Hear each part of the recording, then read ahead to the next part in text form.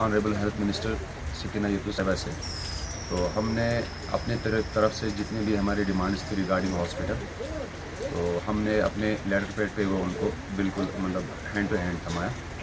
उसमें जो कुछ डिमांड्स हमारी थी वो लाइक ऐसे हैं कि जैसे हमारा पीएचसी है वो अभी नए तर्ज का पीएचसी नहीं है। हमने उसमें डिमांड करी कि इसको एनटीपीएचसी में तब्दील किया जाए।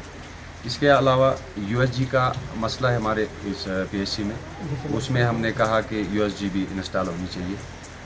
और डिजिटल एक्सरे का मसला है, वो भी नहीं है हमारे यहाँ वो अवेलेबिलिटी, तो उसके लिए भी हमने कहा कि वो अवेलेबल कराइए, तो वो लिख कर हमने रखा है। और इसके अलावा जो हमारे यहाँ स्पेशलिस्ट डॉक्टर्स नहीं है, तो उसके लिए हमने मैडम साहिबा को उस पर लिख कर दिया है कि हमें कुछ एक सर्जन यहाँ चाहिए, चूँकि ये जो हमारा एरिया है ये एक्सीडेंटल प्रून एरिया है।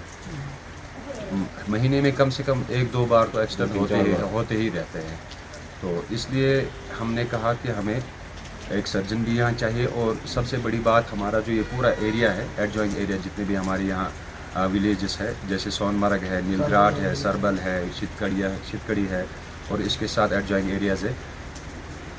हमारी माई बहनें जो है उनको जब भी कोई मसला पड़ता है तो उनको कंगन से नीचे जाना पड़ता है, तो इसके लिए हमने उस पर लिखा कि हमें गायनाकोलॉजिस्ट यहाँ होनी चाहिए, वो एक सेक्शन यहाँ खुलना चाहिए। और इसके अलावा जो इंफ्रास्ट्रक्चर है हॉस्पिटल का, वो भी बिल्कुल मतलब खस्ता पड़ा हुआ है, क्योंकि अब यहाँ हमारे 12 महीने खुला रहता है। उसमें हमने जो है हीटिंग वाला वगैरह का जो सिस्टम है, वो उसमें भी वो भी हमने डिमांड कर रखी है मैडम साहिबा ने हमारा जो मुरासला था वो अपने खुद उसमें उन्होंने वो ले लिया। और हमें उम्मीद है इंशाल्लाह कि वो उन पर गौर व खोज करेगी और इंशाल्लाह ताला वो जितनी भी फैसिलिटीज़ है हमें अवेलेबल कराएगी। बस हमारा यही था, उनके साथ इसी हेल्थ रिलेटेड ही सारा था, तो इसके अलावा हमने उनके साथ कोई और बात नहीं करी।